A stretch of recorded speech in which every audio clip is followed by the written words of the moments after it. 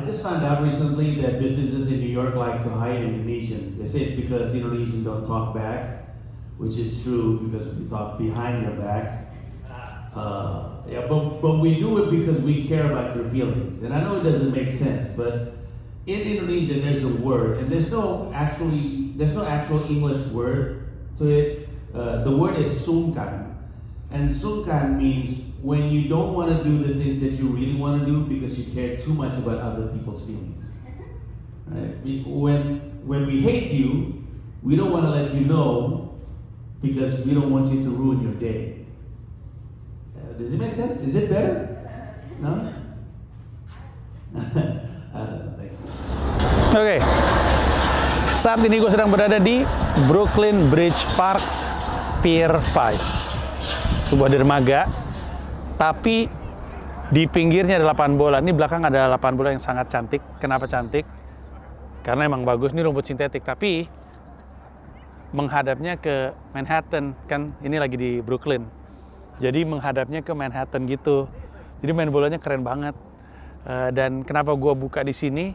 Karena di sinilah Gistelrooy dari Berbahaya FC kembali merumput. Gistelrooy bukan Nistelrooy ya. Kalau Nistelrooy kan banyak mencetak gol. Kalau Gistelrooy banyak bikin orang tersinggung. Selamat datang di .id Weekly Vlog.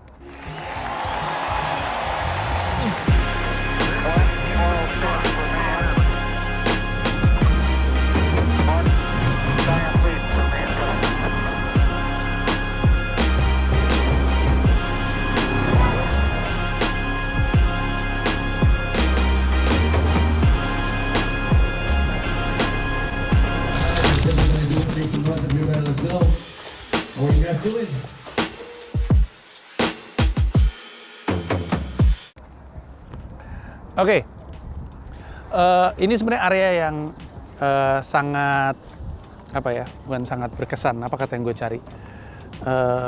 Memorable tuh bahasa Indonesianya apa?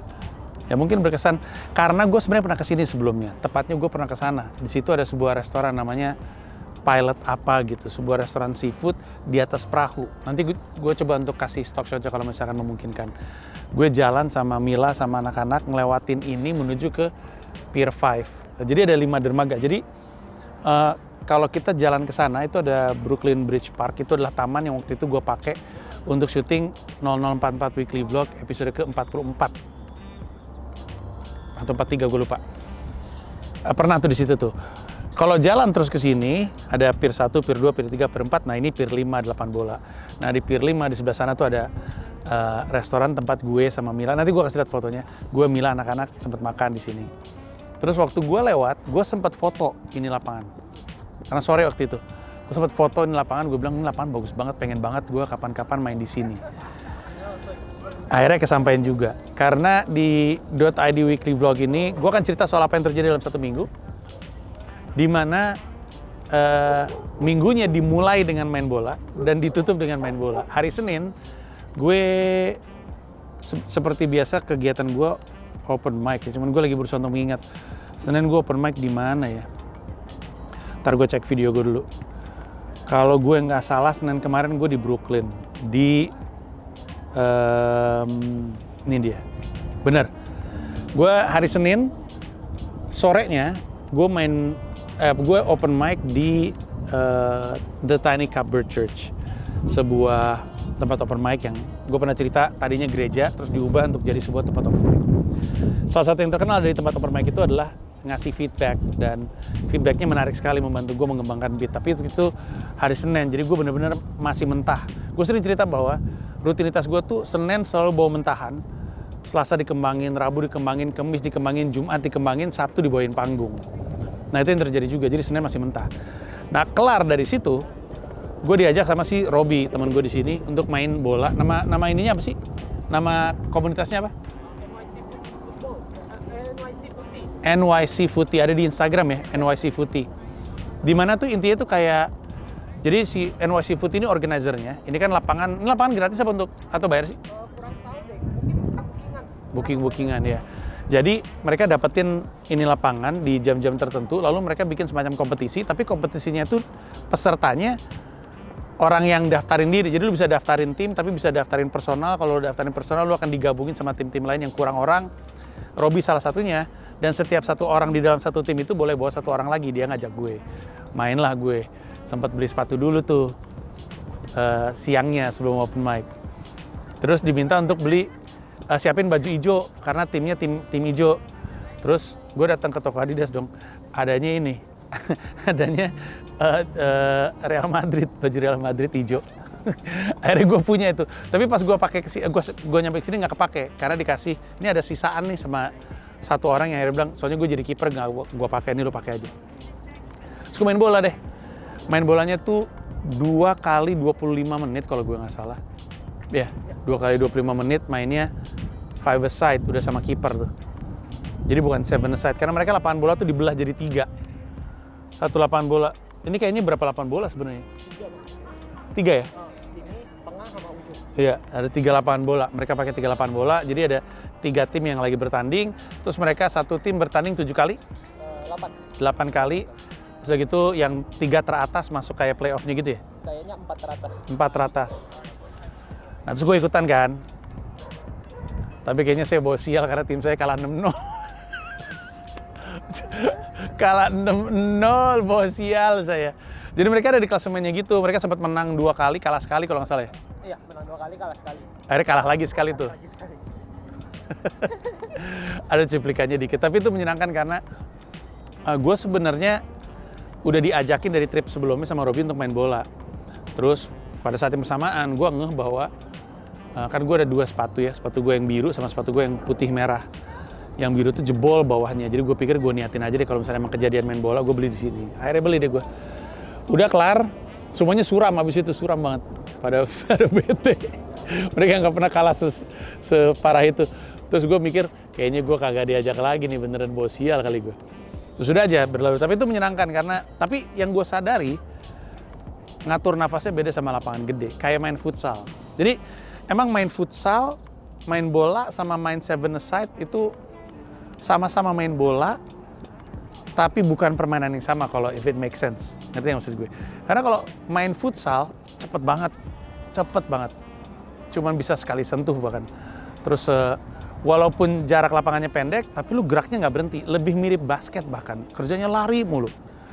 Lapangan bola, banyak jalannya, tapi sekalinya larinya jauh banget gitu. Dan gawangnya, lu juga bisa nembak dari luar kotak penalti, gitu-gitu lah. Dan nafasnya mau mati gue ngos-ngosan. Tapi itu hari Senin, hari Selasanya gue open mic di West Side Comedy Club. Ini baru pertama kali open mic di situ.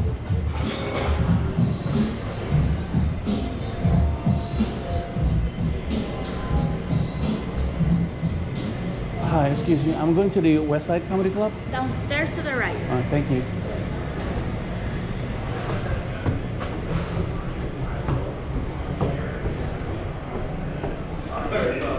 That's pretty crazy. Yeah, that's cool. Yeah. Hi. Talked. Hey man, what up? Hi. Menariknya, ternyata itu juga open mic yang ada feedbacknya. Jadi gue 2 hari berturut-turut open mic dengan feedback. Nah, karena kemarin gue bawa mentahan, terus di feedback, terus gue bawa feedbacknya ke open mic kedua, udah lebih baik, dikasih feedback lagi, jadi lebih baik lagi. Businesses in New York likes to hire Indonesian. They say it's because Indonesian don't talk back, which is true, because we talk behind your back. But we do that because we actually care about your feelings. I know it sounds weird, but that's how we are Indonesians. Indonesians we have this word. It doesn't have an English word to translate to. The word is sungkan, and what sungkan means is when you don't do the things that you really want to do because you care too much about other people's feelings. Like if I hate you, I will never let you know.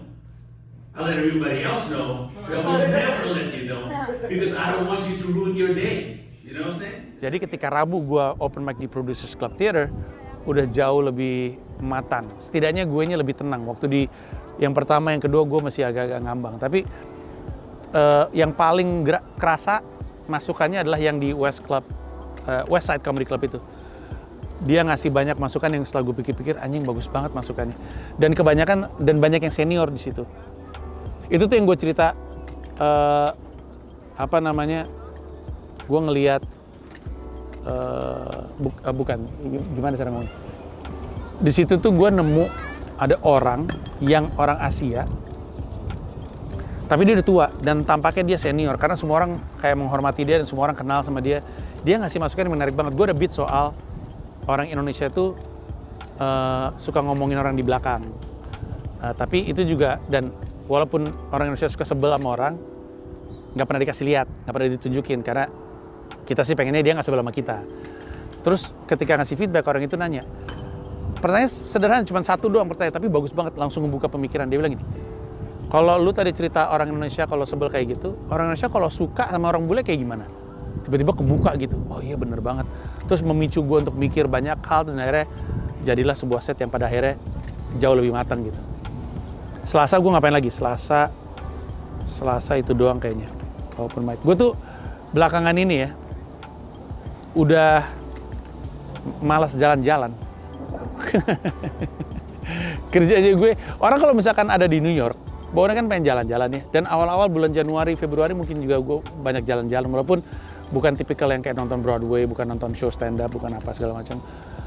Jalan aja pengen ngeliat gitu, ngambil stock shot buat B-roll.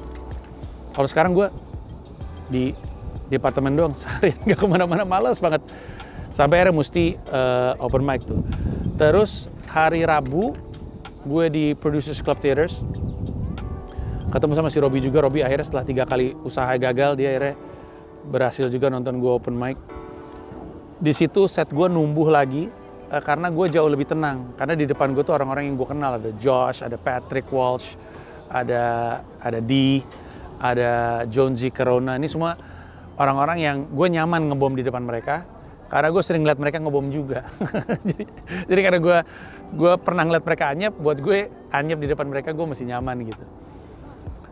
Terus itu hari Rabu. Nah ini hari Kamis yang menarik. Hari Kamis siang gue diajak untuk ngisi podcast. Podcastnya udah tayang sekarang. Nama podcastnya adalah Doped Up and Die. Podcast ini salah satu personelnya adalah Kevin Sanchez. Ini adalah podcast yang waktu di episode lalu gue cerita bahwa, episode lalu atau 2 episode sebelumnya gue cerita bahwa gue dikasih banyak kesempatan, salah satunya disuruh ngisi podcast, tapi guenya di Jakarta dan gue tuh cemas gitu, pengen buru-buru balik, takut kehilangan kesempatan. Akhirnya Kevin ngajak lagi, tanggal sekian bisa nggak? Bisa, dan gue datang. Dan itu menyenangkan sekali karena komposisinya lebih banyak. Kalau yang sama Josh itu kan cuma Josh sama Kevin doang kan, bertiga sama gue. Kalau si Dopta Penda itu ada namanya DC, terus ada Dylan, ada Kevin Sanchez, ada gue, sama ada produsernya satu cewek. Dan vibe-nya beda. Dylan sangat energetik, Kevin selalu punya pemikiran yang gila, DC sering jadi celah-celahan, dan ada gue di situ.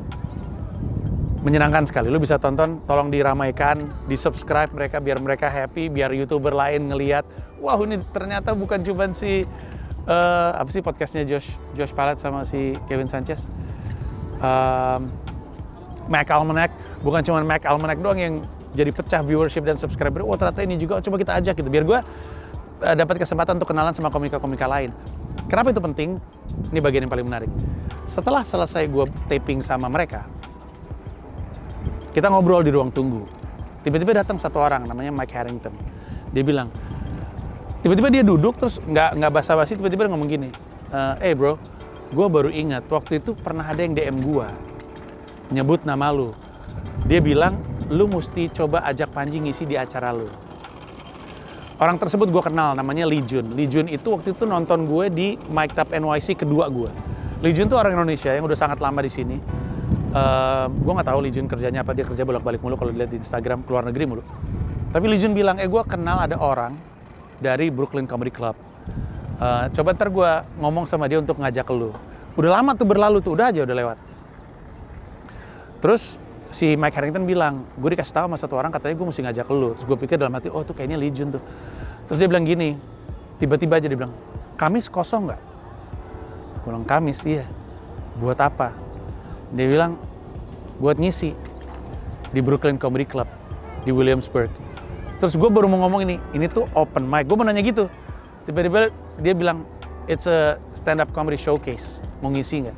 Itu berarti show proper, show bener. Terus gue langsung, pas gue ngomong gitu, tadi kan kita lagi ketawa-tawa, Dylan, DC sama Kevin tuh lagi ketawa-tawa sama gue. Pas dia ngomong gitu, terus Kevin ngeliat, diem, terus dia jalan menjauh, membiarkan gue sama si Mike ngobrol. Terus dia bilang, kalau lu kosong nanti lu ngisi, gue kasih tahu tempatnya di mana, nanti datang aja, nanti lu stand up aja di situ, dia bilang kayak gitu. Terus gue, wow, thank you very much. Gue masih ndrek-ndrek tuh karena gue kaget. Karena gue baru aja happy karena disuruh ngisi Eastville kan. Tiba-tiba dikasih kesempatan untuk ngisi lagi. Udah selesai, Kevin nyatat nomor gue dan segala macemnya, dia cabut, terus Kevin nyamperin, yo, bro. Terus Kevin kalau ngomong gitu, bro, I'm telling you, promote the shit out of this one. Terus Kevin ngasih gue semangat, dia bilang, ini ramein. Kalau bisa sih, serame yang lu bisa. Tempatnya emang gak terlalu gede kebetulan. Tapi ini ramein biar dia seneng ngeliat lu, biar lu diajak lagi. Dylan yang sebenarnya lebih energetik, dia ngomongnya rada low-key, membuat gue untuk gak terlalu excited. Dia bilang gini, bro sebenarnya si Harrington tuh kayak kita. Dia gak terlalu ini kok, gak terlalu saklek. Si Kevin waktu itu pertama kali diajak nge-host, sebenarnya ngebom tapi diajak lagi. Jadi intinya lu datang aja, bawa set terbagus lu, perform, if you're not an asshole, dan kalau misalkan lu nggak nyusahin dan nggak bikin masalah, pasti lu diajak lagi, tenang aja, dia bilang kayak gitu. Oh gue happy banget. Dan memang gue belum dibayar. Show kemarin di Eastville gue nggak dibayar, nanti gue cerita. Di Producers Cup gue belum dibayar, di sini juga nggak dibayar. Tapi pertama bukan karena visa belum ada, visa udah keluar, visa O1 gue udah ceritakan alhamdulillah, visa O1 gue udah rilis, udah keluar, udah dapet, tapi di paspor gue belum ada proofnya karena gue belum dipanggil atau tepatnya belum dapat jadwal untuk datang ke US Embassy untuk ditempel tuh. Biasanya kan di paspor kan visanya ditempel tuh. Belum ditempel, jadi belum ada bukti di paspor gue, adanya kayak dokumen doang. Tapi biar aman, akhirnya gue nggak ngambil. Tapi walaupun gue belum dapat duit, menurut gue kesempatan yang diberikan kepada gue untuk bisa show di Comedy Club itu tak ternilai menurut gue untuk di level sekarang. Nggak ternilai, aduh gue happy banget. Kecemasan gue waktu di Jakarta itu ternyata bener. Seandainya gue ada di sini, gue bisa ikutan sesuatu yang akhirnya bisa menghasilkan sesuatu. Dan itu beruntut gitu. Gue dapat kesempatan di Mike Type NYC. Hari pertama gue manggung Badai Salju, tapi gue tetap push promo. Gue tetap datang di saat komika lain membatalkan diri. Jadi gue nunjukin kalau I'm trying to be a professional gitu. Gue datang gitu. Yang lain, oh sorry gue nggak bisa datang soalnya salju dan segala macamnya. Gue tetap datang. Ketika gue datang, penonton gue tetap datang. Akhirnya gue pecah, dikasih kesempatan yang kedua. Yang kedua ada si Lee Jun. Lee Jun ini yang ngomong ke si Mike Harrington. Mike Harrington ketemu sama gue gara-gara Kevin Sanchez, ngajak gue ngisi podcast, ketemu sama semuanya tuh di podcast Dope Tap and Comedy. Si Dylan Negri bilang sesuatu. Dia bilang, there's no Cinderella story di sini. It's just one foot after the other. It's one day and then the other. Pelan-pelan, satu langkah demi satu langkah demi satu langkah. Nggak ada tuh yang kayak, oh mungkin kalau misalkan ada sebuah kesempatan emas, gua ambil terus gua bisa langsung terkenal dan segala macam. Nggak terjadi itu, nggak ada di sini. Dan itu gua amini di podcast tersebut juga gua bilang, gua setuju hal yang sama. Gua bilang sama diri gue sendiri, gue nggak boleh ngehayal terlalu jauh. Gue nggak boleh ngehayal bahwa gue akan masuk ke Comedy Cellar suatu hari. Nggak boleh gue nggak mau mikir bahwa gue akan bikin special di Netflix. Gue nggak mau karena orang yang sering naik gunung aja, konon ya, gue nggak pernah naik gunung. Zawin mungkin akan bisa bilang, tapi orang yang naik gunung bilang, kalau lu naik gunung jangan nengok ke atas mulu, nanti stres lu nggak nyampe. Pokoknya satu langkah demi satu langkah, tiba-tiba nyampe aja. It's the journey that matters. It's every step you take that matters. Dan step pertama ngisi di Mike Type NYC yang Badai Salju, step kedua kemudian ketemu sama Lee Jun, step ketiga kenalan sama Kevin Sanchez dan Joshua Pilot ngisi podcastnya dan podcastnya meledak sehingga Kevin ngajak gue ke step berikutnya ngisi podcast Dope Tap and Comedy. Di step tersebut ketemu sama Mike Harrington dan seterusnya. It's the little steps. Gue pernah bilang jangan sia-siakan setiap 5 menit kesempatan yang diberikan kepada lu karena lu nggak pernah tahu itu kesempatan bisa mengubah hidup lu selamanya. Setiap kesempatan lu ambil. That's what I'm trying to do, that's what I've been doing. Dan akhirnya gue dapat kesempatan hari Kamis minggu depan. Jadi gue akan cerita ini hasilnya tuh yang di Brooklyn Comedy Club minggu depan.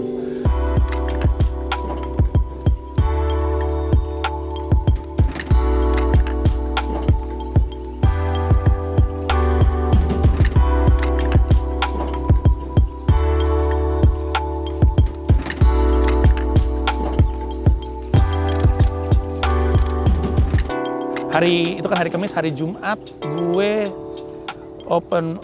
Abis dari podcast tersebut gue datang ke Tiny Cupboard Studio. Kalau lo ingat di salah satu 0044 Weekly Vlog episode entah 42, 43, ada satu tempat open mic di dalam satu apartemen kecil gitu. Gue datang ke situ untuk open mic, dan di situ gue jauh lebih tenang. Gue kembangin beat gue, ketemu sama Grant Moore teman gue. Terus itu hari Kamis. Hari Jumat gue open mic di namanya Anne Hathaway Presents, pernah gue samperin sebelumnya di Pine Box Rock Shop itu di Bushwick. Terus hari Sabtu kemarin, untuk pertama kalinya sejak Januari, gue akhirnya ngisi show stand up di sebuah comedy club namanya Eastville Comedy Club. Very happy, sangat grogi. Gue karena ini kesempatan yang besar buat gue. Gue cerita di episode sebelumnya, orangnya gue nebar jala sekitar bulan Januari karena gue ngeliat di antara semua comedy club yang aktif banget sosmednya tuh si Eastville. Jadi gue pikir mereka bisa menghargai sosmed gue. Gue tebar jala, mencoba untuk posting video gue open mic di situ sambil mention mereka. Nggak ada respon. Baru beberapa minggu yang lalu ada respon. Datang nih gue. Nah, show-nya itu jam 8. Gue itu direncanakan naik 8.30. Makanya ada tiket live streaming untuk nonton gue di Eastville jam 8.30. Gue nyampe di sana 8 kurang seperempat. Ketemu sama satu orang. Ada cuman di antara semua line up, cuman satu yang udah nongol. Gue kenalin mukanya, namanya Patrick Schroeder. Terus gue memperkenalkan diri, hello, are you Patrick? My name is Panji, I'm also performing. Terus, oh bagus, lu siap naik pertama nggak? Terus gue bilang, oh siap-siap aja emang, kenapa? Soalnya kayaknya ada miskomunikasi. Yang lain disuruh datangnya jam 8.30. Padahal kita harus mulai jam 8. Terus gue bilang, tapi kalau gue mulai jam 8, soalnya gue jual tiket live streaming. Dan live streamingnya jam 8.30, kasihan kalau pas mereka nonton, gue udah keburu duluan. Terus dia bilang, kalau gitu gue coba stalling time deh. Kayaknya gue mulainya mulur, lalu gue coba 15 menitan, lalu naik pas jam 8.30. Gue bilang, oke, fine. Dia mulai, bagus dia, kelihatan sih dia tenang. Kelihatan dia sering nge-host. Dia ngebuka pelan-pelan, dia menangin. Awalnya penonton dingin sekali nggak. Ditanya diem, dipancing ketawanya nggak keluar. Tapi si Patrick Schroeder tuh pelan-pelan mancing, akhirnya dapat ketawa. Dia mulai mungkin sekitar jam 8.10-an mungkin. Ya, sekitar 8.10. Terus dia tadi mau 20 menit, tapi kayaknya setelah 15 menit kayaknya dia nggak kuat, kelamaan. Akhirnya dia ngeliat jam, ya udahlah nggak apa-apa ya jam segini ya, 8.20-an boleh ya Panji. Dia nengok ke arah gue bilang ya oke, fine. Gue naik ke atas panggung sekitar 8.20, 8.25. Gue naik ke atas panggung, grogi gue hilang. Terlalu sibuk manggung, mungkin kan emang gue pemanggung kan, terlalu sibuk manggung, lempar satu beat demi satu beat. Gue happy karena untuk pertama kalinya jauh lebih banyak orang bulenya daripada orang Indonesianya. Di Mike Up NYC, usaha gue semua tuh, kebanyakan orang Indonesia. Di sana mungkin sekitar ada 35 mungkin, 35-40 orang. 40 orang Indonesia itu 16. Itu juga yang di dalam kayaknya 12 deh. 12-13. Banyakan orang sananya, orang-orang New Yorknya. Pas gue lihat, gue bilang ini dia crowd yang gue pengen banget pecahkan. We'll see, let's see what happens. Setelahnya gue happy sekali. Kalau gue nggak salah nangkep, kalau gue nggak kegeeran, tawa terbesar tuh dari Beat Shanghai. Bahkan dibandingin sama komika-komika sebelumnya, benar nggak gue? Iya. Jadi Patrick manggung, terus setelah gue Abby manggung, terus gitu adalah satu lagi namanya siapa gue lupa orang kulit hitam, sama satu lagi namanya Jack atau Jake. Feeling gue mengatakan tawat paling besar tuh datangnya dari Beat Shanghai waktu itu. Nah, setelahnya gue langsung lega, langsung puas. Cuman ada kendala. Ternyata seperti yang gue khawatirkan, orang yang nonton streaming, nonton gue terlambat. Gue dapat DM, bang, gue cuman kebagian beat terakhir dulu doang. Kata gue, aduh, gue minta maaf banget. Jadi gue minta maaf kalau misalnya lu beli streaming, abis itu lu nggak nonton gue secara utuh, gue minta maaf. Itu kejadiannya. Kenapa pada akhirnya lu nggak bisa nonton secara utuh. Tapi setelahnya, gue ketemu sama Patrick. Patrick bilang, gue ditanya sama Marco tuh ownernya, yang ngubungin gue, yang email gue. Gue Gue ditanya sama Marco gimana, dan gue bilang lu pecah. Gue bilang aduh makasih banget. Iya emang pecah kok. Terus si Abby nanya, iya bagus banget, energi lu beda katanya. Oh, terima kasih banyak. Lu manggung show kedua nggak? Terus gue bilang oh enggak, gue cuma ternyata ada 2 show tuh di situ. Ada show yang jam 8 dan jam 9.45 kalau gue nggak salah. Tapi gue cuma ngisi yang jam 8 karena semacam audisi kan. Terus ternyata yang lain ngisi 2 kali, mereka ngisi show kedua juga. Cuman show kedua kalau gue nggak salah lihat sih nggak sebanyak show pertama. Tapi gue pulang happy banget. Capek, tapi happy. Karena waktu itu hujan ya? Iya. Lumayan lebat sih. Iya. Nah, tidak sempat lega lama karena gue masih deg-degan hari Sabtu, hari Minggunya pagi, hari ini gue ngisi di acara live streaming ulang tahun Comika. Ini juga tolol banget nih. Comika kan ulang tahun kelima, ada Comika Anniversary. Terus ada streaming 24 jam, ada yang tape, ada yang live. Yang live tuh yang berbayar tuh, jam 7 sampai jam 12 malam tuh berbayar. Kalau mau nonton harus punya token access berupa NFT. Pamungkasnya adalah gue show dari New York. Nah sebenarnya disuruh streaming doang, cuman gue nggak pengen di kamar, gue pengen bagus karena orang bayar kan untuk nonton tersebut. Jadi gue pikir, gue sewa tempat di Mike Tap NYC, ada studio kecil, muat sekitar 20 orang, bayar $250, nanti diganti sama kantor. Terus setelah gue pikir-pikir, tapi kalau gue stand up kering banget nggak enak juga. Akhirnya gue ngundang orang-orang nih, gue buka di Instagram. Nah yang bilang mau datang tuh sekitar 15-an. Salah. Sekitar 10 orang, tapi 810, tapi gue bilang lu boleh ngajak 3 orang. Jadi gue berharap mungkin 8 kali 3, 20-an, 30-an gitu. Yang datang 5, termasuk Robby.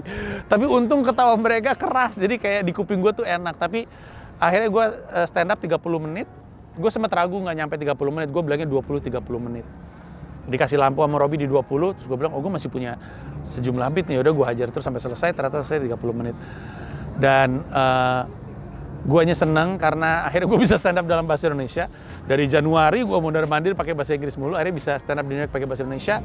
Keresahan gue sempat keluar dan gue akhirnya ngobrol-ngobrol banyak sama 5 orang tersebut yang nonton saat itu di Producers Club sama orang-orang di streaming. Habis itu sekarang gue kesini karena sekarang hari Minggu jam 3 sore sambil puasa saya akan main bola lagi, tapi untuk tim yang berbeda. Sekarang tim merah, gue udah beli jersinya. Jadi sekarang kita udahan dulu, nanti di episode, bukan episode berikutnya, di bagian kedua video monolog gue akan cerita soal Subway. Kebetulan kan di minggu ini ada penembakan itu tuh, gue akan cerita soal itu, tapi nanti itu kita lanjutin. Sekarang Gis Roy mau tanding bola dulu, doakan saya.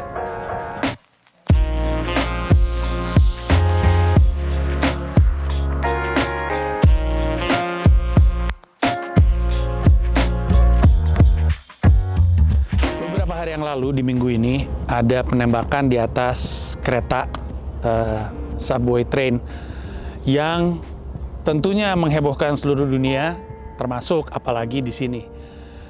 Dan kejadian itu adalah puncak dari banyak kejadian-kejadian aneh yang gue alamin sendiri selama gue di sini ketika naik subway train. Gue udah beberapa kali kehalang atau ketunda keretanya gara-gara ada yang jatuh ke rel. Gue pernah naik kereta di mana keretanya nabrak dan ngelindes orang. Gue pernah cerita di vlog sebelumnya. Gue pikir-pikir sebenarnya ini subway train ini bener-bener problematik. Dia baunya sembarang bau tuh ada tuh. Bau badan ada, bau gembel ada, bau besi ada, bau debu ada, bau pesing ada. Bau makanan segala macam campur aduk ada, pokoknya bau lah. Kotornya setengah mati, kumel, tua, sering rusak, nggak bisa diandalkan karena kadang-kadang terlambat, kadang-kadang rusak, kadang-kadang nggak jalan, terus nggak aman. Ada orang Asia waktu itu didorong sama orang gila ke rel, kemudian suka ada orang naik-naik ke dalam kereta minta-minta duit. Gue waktu itu pernah ngeliat ada 2 orang berantem, teriak-teriakan, sampai kita mesti pindah kereta. Terus itu sama lu kan waktu itu kan. Terus udah gitu, wah pokoknya banyak banget permasalahannya.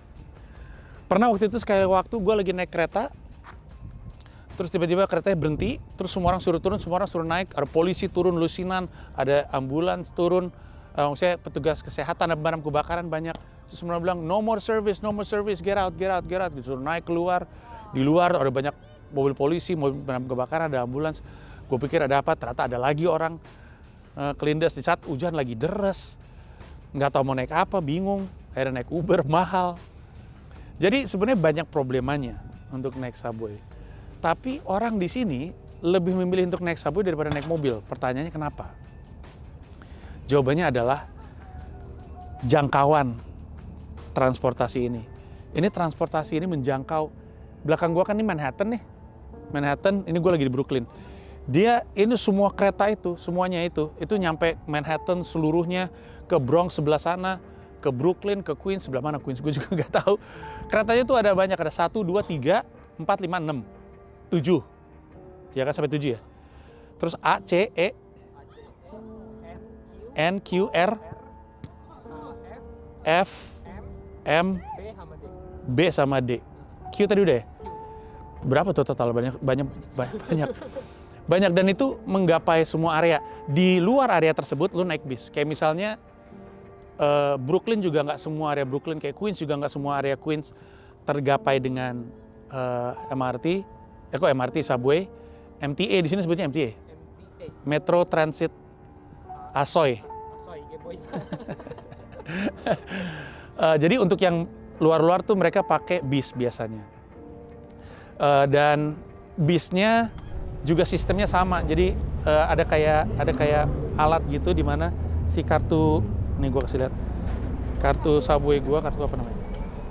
MTA, Metro Card. Kartu Metro Card-nya dimasukin terus keluar karcisnya kasih tunjuk ke supirnya, terus oke. Kadang-kadang ada bis gratis ya? Iya. Karena waktu itu gue udah bayar, pas gue kasih it's free man. Ya tau gitu gue nggak nge-swipe. Tapi jadi mereka ada bis di pinggir ke tengah, terus udah gitu ada stasiun. Nah stasiun itu kemudian dipakai untuk ke mana-mana. Konon kabarnya sekarang ada angkot, tapi ilegal yang di New York. Kalau di LA ada beritanya kemarin, di LA sekarang ada angkot baru, bentuknya persis mirip kayak Jaklingko Mikro. Kan sekarang kan angkot di Jakarta kan udah diakuisisi sama Pemprov, jadinya Jaklingko Mikro. Jadi mikrolet tuh bentuknya kayak minibus gitu, di mana lu pas masuk ngetap gitu, naik angkot tapi ngetap, kocak banget. Ada di YouTube gue yang judulnya Kenapa Panji Naik Angkot, dibahas juga di situ, tapi masih angkot lama. Sekarang KWK sama mikrolet udah berubah. Nah di sini ada juga di New York, tapi katanya masih ilegal, tapi cukup membantu. Gue tahu juga dari Angga, teman gue yang kuliah di sini. Saking berjejaringnya, gue waktu itu kan pernah tinggal di Jersey. Dari Jersey gue naik bisnya $7 cukup mahal. Tapi bisnya terus nyampe ke Port of Authority, itu ada kayak satu gedung gitu ya, kayak stasiun, di mana ada, bayangin kayak Blok M, kayak stasiun Blok M, tapi bukan cuman bis, termasuk MRT, tapi jauh lebih gede, berlantai-lantai, berapa lantai? 1, 2, 3, 4, mungkin 4 atau mungkin 3 atau 4 lantai. Di mana tuh nyambung semuanya. Ada, nanti gue kasih lihat shotnya. Gue turun dari bis, jalan, kemudian naik MRT atau naik MTA, atau turun dari bis, jalan, terus udah gitu ke Producers Club. Jadi sangat berjejaring. Artinya di setiap kota di Indonesia, kalaupun sebenarnya dia bau, kalaupun sebenarnya dia nggak terawat, tapi kalau jangkauannya luas, sebenarnya akan kepake juga. Plus murah, hitungannya murah kan daripada naik mobil. Nah di Indonesia, di Jakarta tepatnya, yang paling mendekati MTA itu adalah Transjakarta.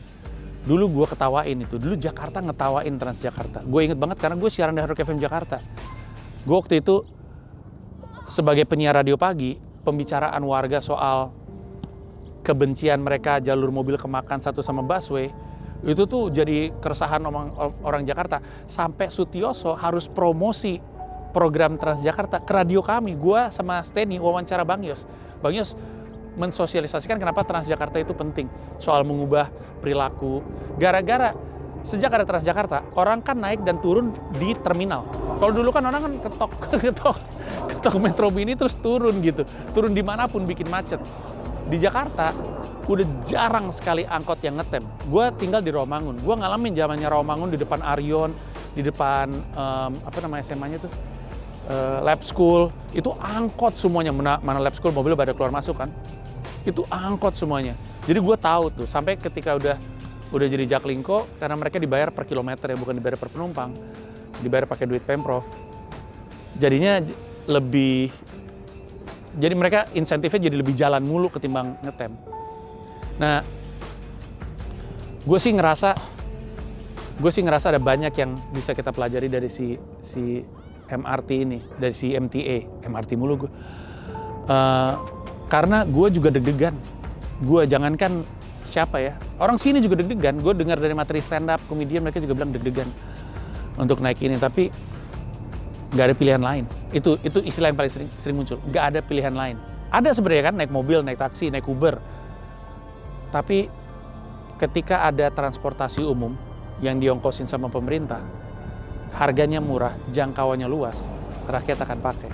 Mau bau, mau isinya gembel, mau ada orang salto-salto di atas, mau ada penembakan. Bayangin, hari ini ada penembakan di N-Train.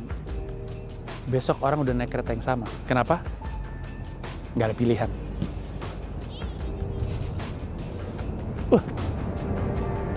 Dadah!